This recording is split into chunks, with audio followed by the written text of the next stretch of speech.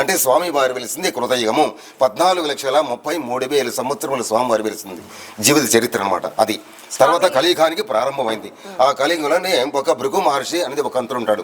ఆయన 3,800 సంవత్సరములు ఏకకాలంతో తపస్సు చేశాడు. ఆ మహావిష్ణు గురించి తపస్సు చేశాడు. ఆయన ప్రత్యక్షం అయినాడు. ఏమినైనా నీ వరం ఏమి, నీ కోరిక ఏమి కావాలి అన్నాడు. స్వామి నాకేమొద్దు స్వామి, ఒక కన్ను ఇమ్మని చెప్పాడు. ఆ కన్నుతో ముక్కోడు దేవతలంతా వశీకరణం చేసుకున్నాడు.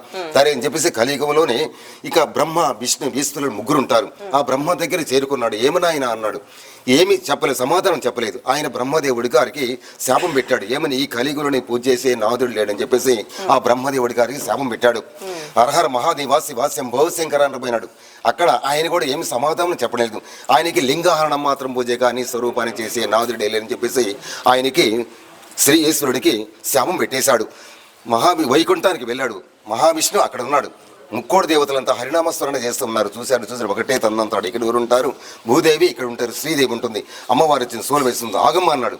అప్పుడు కలియుగం కదా. అప్పుడు శ్రీ మహావిష్ణువు శ్రీ వెంకటేశ్వర స్వామి వారికి ఆవిర్భవించి కలియుగంలోనే ప్రత్యక్ష దైవంగా శ్రీ వెంకటేశ్వర స్వామికి ఆవిర్భవించాడు.